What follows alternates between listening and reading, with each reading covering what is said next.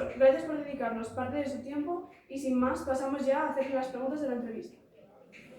Bueno, empecé yo y te queríamos preguntar qué es el cambio climático y si es lo mismo calentamiento global que cambio climático. Bueno, pues cambio climático son alteraciones en las temperaturas y alteraciones también en el patrón climático de la Tierra. No es lo mismo que calentamiento global, porque el calentamiento global es una de las consecuencias de este cambio climático. Lo que pasa es que las dos palabras se están utilizando actualmente para referirnos a este impacto global que es el aumento de las temperaturas que está causado por el hombre, ¿no? Y bueno, el cambio climático, ¿tú cuáles crees que pueden ser las principales causas o cosas que puede influir el ser humano en ello? Bien, pues las principales causas del cambio climático, en este caso el que estamos hablando ocasionado por el hombre, son principalmente 4. Una de ellas es la que en realidad es la causa fundamental, que son el aumento de las emisiones de gases de efecto invernadero. Ya sabéis que los gases de efecto invernadero son el dióxido de carbono, el metano. Pues estos gases se producen cuando quemamos combustibles fósiles, se producen en la ganadería, se producen en la agricultura. Por ejemplo, el cultivo de arroz es uno de los grandes emisores de estos gases. Y las otras 3 causas que para mí son importantes tienen que ver también indirectamente pues, con este aumento de las emisiones de los gases de efecto invernadero. Uno es el aumento de la población. Aumenta la población exponencialmente muchísimo, sobre todo en estos últimos 200 años, aumentó muchísimo la población y claro, al aumentar mucho la población se necesita más energía, más recursos, más gases de efecto invernadero.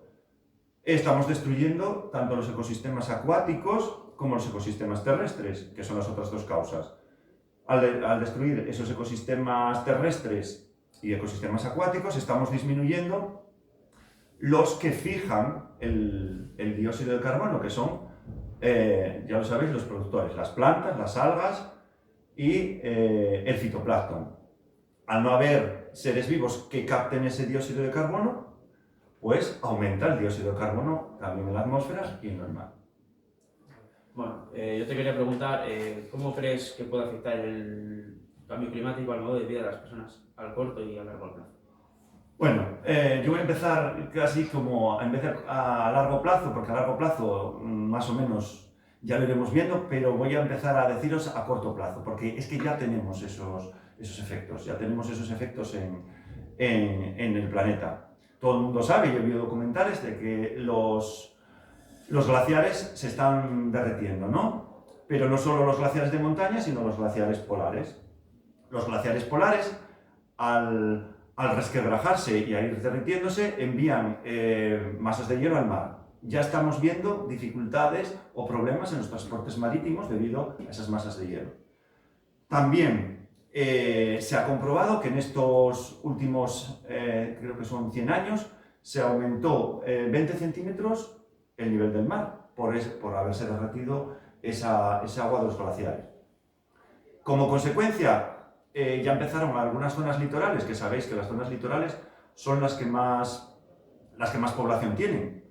Pues algunas zonas litorales ya la gente ha tenido que irse hacia atrás, e incluso en algunas el agua penetró a través de los acuíferos subterráneos, penetró en los cauces de agua dulce, los hizo salados, no pueden utilizar ese agua y han tenido que cambiar la ubicación de esas poblaciones. O sea que estamos viendo cambios actuales. Los glaciares de montaña también están disminuyendo y eso también es un peligro. ¿Por qué?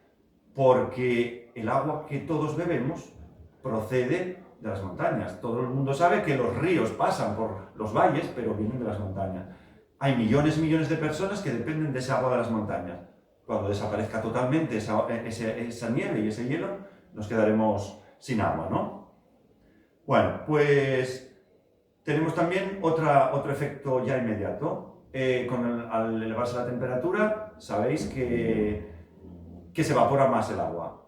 En las zonas de sequía eso todavía es más problemático. Entonces, en esas zonas no podremos regar, no tendremos agua para cultivos, no podremos beber suficiente cantidad de agua, entonces vendrán hambre, se vendrá sequía vendrá problemas de cultivos, problemas de actividad económica.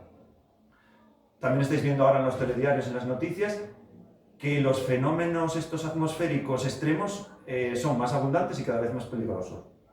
Inundaciones, pues yo qué sé, nevadas enormes, etcétera, que ocasionan no solo problemas de tipo ambiental, sino que también están ocasionando problemas humanos en el sentido de que destruyen las infraestructuras,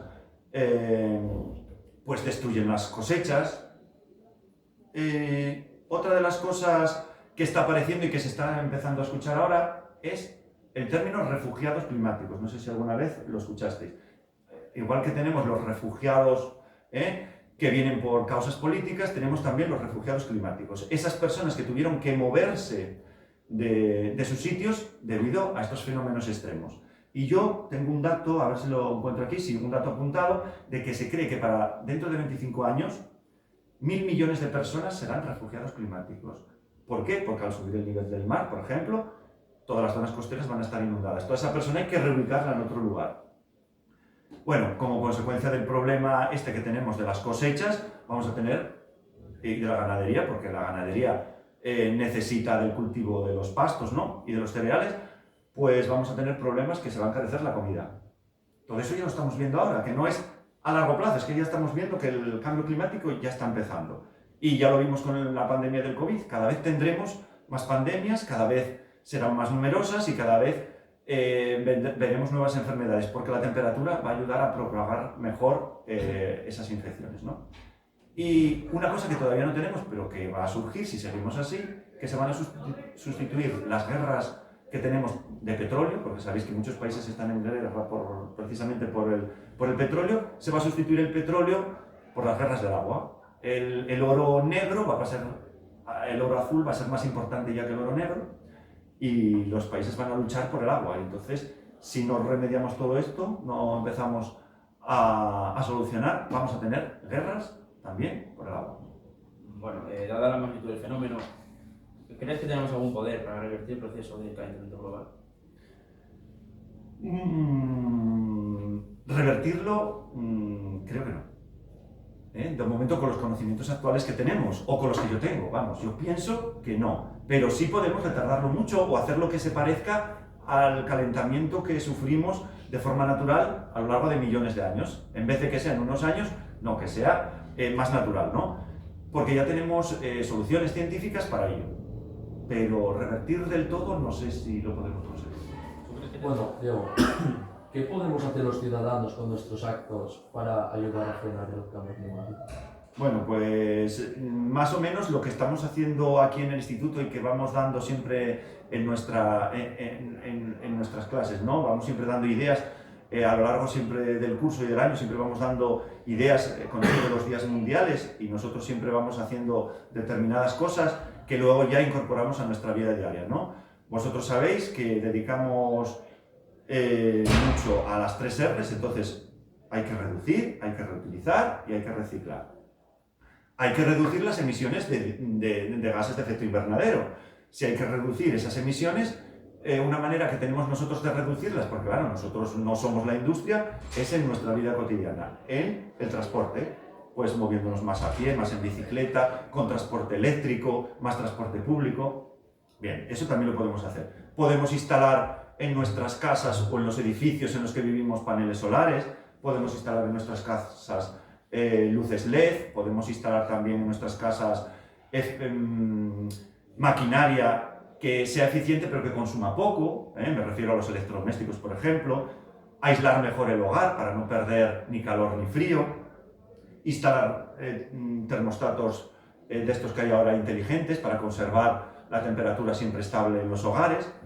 Y claro, lo otro que tenemos que hacer es disminuir el dióxido de carbono, por ejemplo, que hay en la atmósfera, ¿no? ¿Cómo lo podemos hacer? Pues que nuestros edificios y nuestras casas estén cubiertas de plantas, que nuestras ventanas tengan plantas, que nuestras terrazas tengan plantas, que los tejados tengan plantas, que incluso los muros tengan plantas. Ahora ya sabéis que existen los jardines verticales para poder poner plantas. Pues bueno, y lo más importante, consumir de forma responsable, tanto alimentos como cualquier producto. Yo creo que como personas ya tenemos bastante para hacer, el resto pues ya no depende de nosotros, claro, ya las centrales térmicas, las industrias, tal, ya no dependen de nosotros. Podemos influir en los políticos, pero ya directamente no dependen.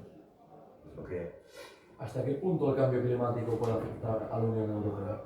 ¿Cuáles son los principales retos a los que se enfrenta la Unión Europea ante el cambio climático en los próximos años? Bueno, la Unión Europea es el continente al que más le está afectando el cambio climático. Yo había apuntado un dato que era, que a ver si lo encuentro por aquí, en los últimos 30 años, la Unión Europea sufrió el doble de incremento de temperatura que el resto de los continentes. Fijaros, el doble. Quiere decir que el cambio climático nos está afectando más a Europa que al resto de continentes. Encima tenemos otro problema, que Europa es, junto con China y junto con Estados Unidos y la India, es de los que más emisiones produce. O sea que nos está subiendo la temperatura, somos los que más emisiones producimos. Por lo tanto, el reto es mayor y lo van a intentar hacer conseguirlo de forma más rápida, a lo mejor que en el resto de países. La Unión Europea ya se propuso que para el 2050 tengamos emisiones cero, que ya está ahí al lado, 25 años más o menos, emisiones cero. Y en la economía circular famosa, ¿no? En el 2050 ya todo en Europa sea economía circular. Hombre, esto no va a ser de repente, va a ir poco a poco, de forma que en el 2030, por ejemplo, ya tenemos que van a reducir un 55% las emisiones. Y en el 2035 ya sabéis que los coches, las furgonetas, ya no van a poder emitir, los nuevos que se compren, no van a poder emitir gases de efecto invernadero, ¿de acuerdo? Van a tener que ser de emisión cero. Entonces, poco a poco, se va a ir consiguiendo. Ese es el reto importante, el del 2050. Pero ya están haciendo cosas para complementar ese reto. Por ejemplo, están haciendo proyectos para favorecer el éxito de los polinizadores, que sabéis que los insectos polinizadores también están disminuyendo, para conservar la biodiversidad y, sobre todo, para una alimentación sostenible. Están introduciéndolo ya a través de leyes y a través de proyectos en industrias, todo esto, ¿no? Para que el 2050, que está ahí ya a la vuelta de la esquina, pues no sea de repente, sino que vaya poco a poco. Pero, desde el punto de vista mío, desde mi punto de vista, el reto más importante que tienen es cambiar la mentalidad, para mí, la mentalidad que tienen en la política los ayuntamientos y los gobiernos, porque la mentalidad que tienen desde el punto de vista de solucionar problemas desde el punto de vista político es siempre que aumentemos el consumo y que aumentemos la población. Siempre es, no, hay que dar subvenciones para que se tengan más hijos, hay que dar subvenciones o tal para que se consuma más. Justo lo que va en contra del cambio climático. Yo creo que tienen que cambiar la mentalidad de la gente que está en política para que podamos entrar en esa mentalidad que yo digo de adaptación al cambio climático. Para mí es el más gordo. Lo otro, pues bueno, hay que hacerlo, pero ese yo creo que es el que más va a costar. Bueno, hasta aquí las preguntas de la entrevista. Muchas gracias de nuevo por dedicarnos su tiempo, profesor, y gracias a todos los que nos escucháis. No dudéis en dejarnos vuestros comentarios. Hasta pronto. Bueno, gracias a vosotros.